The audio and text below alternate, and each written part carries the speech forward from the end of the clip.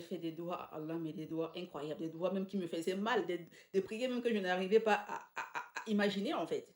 Une vie, j'ai demandé une vie à Allah que je n'avais même pas la capacité de m'imaginer en train de vivre cette vie-là, mais je me suis dit en fait, je ne vais pas prier.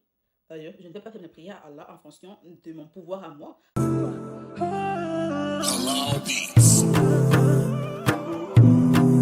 En fait, j'ai été absente pendant 2 semaines sur toutes les plateformes. YouTube, TikTok, Instagram, Facebook et tout ça là. J'avais prévu de le faire quand le mois de Dhul Hijjah allait commencer.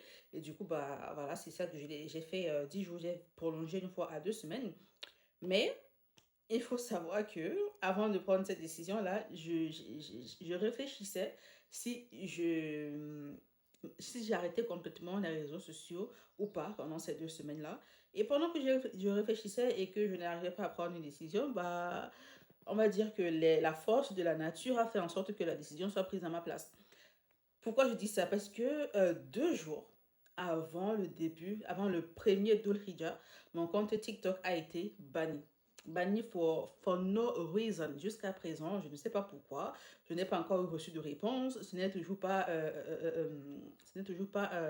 réactivé. Ça fait plus de 2 semaines. Donc, je ne comprends pas. Mais comme à mon habitude, je me dis toujours, il y a une raison à toute chose. Vu que je réfléchissais si j'arrêtais les réseaux pour me concentrer complètement pour cette période spirituelle, prendre 2 semaines de période spirituelle, 2 semaines de pause des réseaux sociaux et que je n'arrivais pas à me décider tellement j'étais dans le bain, tellement j'étais dans la performance, que voilà, bah, la force de la nature, la force des choses, Allah, il a fait en sorte que bah, ça se décide tout seul. Quand TikTok a été shut down, je me suis dit, bah, écoute, je vais arrêter TikTok, je vais arrêter Instagram, YouTube et tout le reste, j'en profite. Et voilà, pour moi, c'était un signe. Et clairement, pas de regret. Parce que sur les réseaux sociaux, tu te rends compte que tu as du temps. Tu te rends compte que tu as du temps, en fait, quand tu te retrouves avec toi-même comme ça, dans le silence. J'ai fait beaucoup de méditation, beaucoup de prières, beaucoup de doha, beaucoup de lecture du Coran. Ça m'a fait beaucoup de bien. Ça m'a aussi chamboulé parce que j'ai fait des doigts à Allah, mais des doigts incroyables, des doigts même qui me faisaient mal, des prières même que je n'arrivais pas à imaginer en fait.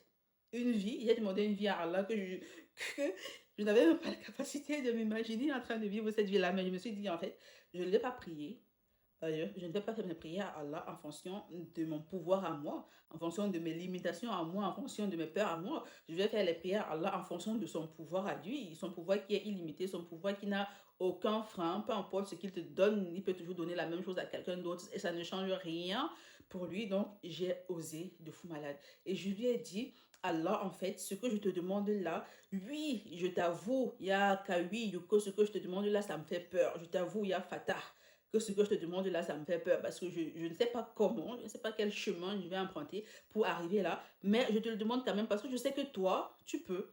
Et je sais que savoir comment je vais arriver là-bas, ce n'est pas mon travail, ce n'est pas à moi de savoir comment. C'est à toi de m'amener là-bas et je te demande de m'amener là-bas. Fais en sorte que je sois cette femme-là qui est capable d'aller là-bas. Fais en sorte que j'ai des compétences, j'ai la force mentale, j'ai la force psychologique en fait d'aller là-bas. Et je vous assure qu'au bout de ces 2 semaines-là, je me sens mentalement et psychologiquement fatiguée. Parce que oui, il m'a chamboulé. Il m'a chamboulé. J'étais là comme ça, là. J'étais là comme ça, là. Je voulais juste être toute seule. Mais quand je dis toute seule, mais vraiment juste toute seule, sans mon mari, sans ma fille et tout ça. Du coup, je les évitais, en fait. Et mon mari était là, il me regardait comme ça. Et il me regardait, il disait rien. Il ne me disait rien. De toute façon, il sait déjà. Il sait déjà, quand je suis dans tel état, il sait déjà que je traverse ça. Il sait déjà qu'il doit me laisser tranquille. Il sait déjà. En fait, il connaît quoi, il me connaît. Du coup, quand je vous dis que j'étais fatiguée, je suis sortie de là fatiguée émotionnellement. Je pense que ça se voit encore un peu sur ma tête. Mais émotionnellement, pourquoi? Parce que j'ai dit à Allah que, Allah, je suis prête en fait à affronter toutes mes peurs, à affronter tous mes blocages, à affronter toutes les croyances qui m'empêchent d'avancer, qui m'empêchent de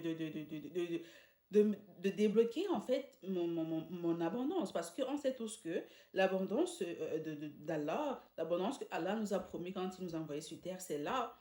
Nous ne sommes pas là pour créer quelque chose, nous sommes juste là pour retrouver. Et pour retrouver ça, c'est ta connexion à Allah. Pour retrouver ça, il faut te connecter au Créateur. Pour retrouver ça, tu dois travailler, tu dois traverser ton obscurité, mais de façon ludique, de façon productive, pour pouvoir atteindre du coup cette lumière. Parce que ton âme a besoin d'obscurité pour pouvoir accueillir la lumière.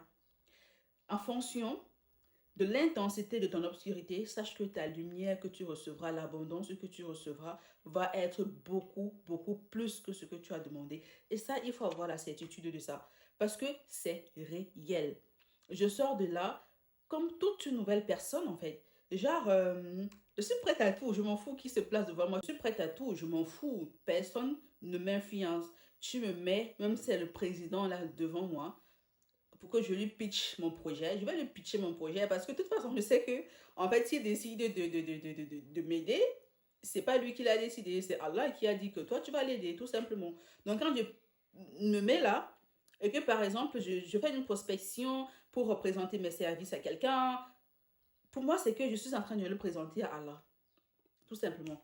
Je le présente à Allah. Et Allah, si cette personne est bien pour moi, avec qui je peux travailler sans souci, bah, je vais travailler avec la personne. Si le contrat n'aboutit pas, c'est que, alhamdulillah, je ne suis pas censée travailler avec la personne, tout simplement. Pareillement avec mon coaching, parce que, comment vous dire, il m'a donné une direction, une nouvelle direction. C'est encore flou, hein. C'est pas que c'est clair, mais je vois. Je vois et je me sens pleinement capable de suivre la direction qu'il m'a donnée. Et en fait, abonnez-vous. Abonnez-vous parce que vous n'êtes pas prêts. La spiritualité, c'est quelque chose de profond. La spiritualité, c'est quelque chose pour des personnes spirituelles, je sais pas, vous comprenez en fait. Quand tu te connectes réellement, quand tu décides que Allah sera ton partenaire, ton CEO, oui, tu vas traverser des moments de chamboulement parce que Allah va te tester, Allah va te mettre à l'épreuve. Tu dois évoluer, tu dois grandir, tu dois changer pour réussir, ne pas te perdre, pour réussir, porter ce qu'il a prévu pour toi. Parce que c'est tellement grand qu'il doit te... La lumière est tellement grande que l'obscurité doit être tout aussi intense. Et tu ne peux pas éviter ça si tu aspires à une vie meilleure, à une vie grandiose. Quand je vous dis que j'ai osé demander à Allah des choses incroyables, je ne peux pas vous dire quelle a été mes prières ici, mais c'est pas moins de 100 000 € par mois. Je mets ça là. Je dépose ça là. Je n'ai pas demandé moins de 100 000 € par mois à Allah. Je ne sais pas comment je vais y arriver, mais qui suis-je pendant qu'il y a Al-Wahhab? Qui suis-je pour douter pendant que j'ai Al-Wahhab, pendant que j'ai Al-Fatah, pendant que j'ai Al-Kawi qui va me donner la force là où je n'ai pas, pendant que j'ai Al-Mujib qui va exaucer les prières incroyables. Enfin, qui suis-je? Je ne peux pas douter. En fait, mon objectif pendant ces 2 semaines-ci, c'était vraiment faire de Allah mon partenaire en toutes choses et prendre l'habitude de méditer couramment, au minimum 2 fois par jour, le matin et le soir. Et méditer pour moi, après la méditation, parler à Allah au moins 2 fois, le matin et le soir. J'ai resté comme ça à lui parler, comme si je parlais à mon meilleur ami, lui dire, ya Allah, cette journée, si j'ai peur de ça, je ne sais pas comment faire, j'ai peur de ça, ceci là, ça me stresse, ceci, ça me frustre, ceci, ça me fait cela. Donc Allah, la hawla wa la quwwata illa billah. Il n'y a rien qui se place entre toi, entre moi et quelque chose d'autre, si ce n'est toi. Donc Allah, tu me guides. Allah, tu me tiens la main. Et Ya Rab, moi, je ne me pose que sur... En fait, Alhamdulillah. Alhamdulillah, ça, c'est pas une vidéo préparée, c'est pas une vidéo structurée, c'est une vidéo à cœur ouvert, en fait, pour vous partager, en fait, mon sentiment, ce que je ressens au sorti de ces 2 semaines de spiritualité, au sorti de ces 2 semaines de travail intérieur profond. Qu'est-ce que j'ai fait concrètement? J'ai fait du journaling, lecture du Coran. J'ai fait des apprentissages spirituels. J'ai pour comprendre vraiment l'objectif de l'âme, pour comprendre vraiment comment est-ce que ça fonctionne, la relation entre ton âme et ton créateur. Comment est-ce que tu forges ça? Comment est-ce que tu mets ça à ton avantage pour vivre la vie que tu as envie de vivre? Comment est-ce que tu arrives au niveau où Tu désires des choses, tu désires quelque chose sans toutefois avoir besoin de cette chose-là. Parce que oui, pour avoir tes prières exaucées, tu dois avoir le désir. Le désir, mais sans le besoin.